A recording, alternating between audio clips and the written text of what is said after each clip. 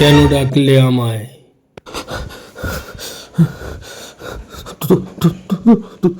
তুমি কে? তুমি কে? কই? আমি তোমায় ডাকিনি, আমি ডাকিনি তোমাকে। তোমার নিজের কণ্ঠ আমাকে ডেকেছে। তুমি নিজের কাছে নিজে হেরে বসে আছো। সব কিছু কেমন যেন আমার কাছে গুলিয়ে যাচ্ছে। আমার ভবিষ্যৎ, আমার ক্যারিয়ার, আমার স্বপ্ন, আমার পরিবার, আমার মনে হচ্ছে আমি যেন ওর জন্য যথেষ্ট নই। আমি যথেষ্ট নই, আমি যথেষ্ট নই, আমি নই। তুমি কি সত্যিই মনে করো তুমি যথেষ্ট না, নাকি অন্যের চোখে নিজেকে মাপছো? হয়তো দুটোই।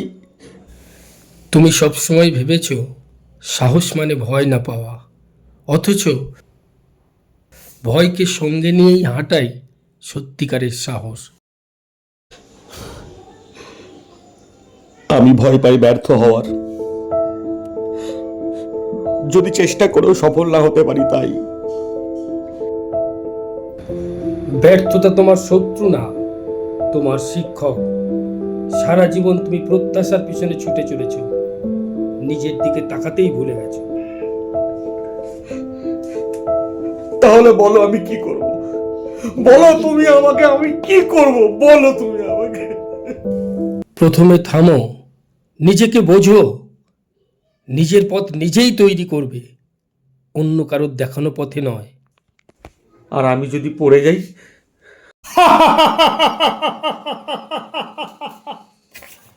আমি তো আছি তোমার ভিতরে, তুমি যতবার পড়বে উঠে দাঁড়ানোর শক্তি আমি দেব। মনে রেখো, নিজেকে হারিয়ে না ফেললে কেউ তোমাকে হারাতে পারবে না।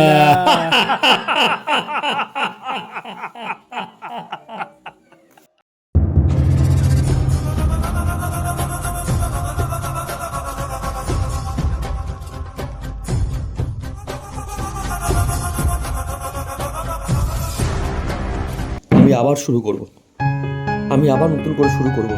হ্যাঁ, আমি আবার শুরু করব, আমি আবার শুরু করব, আমি আবার শুরু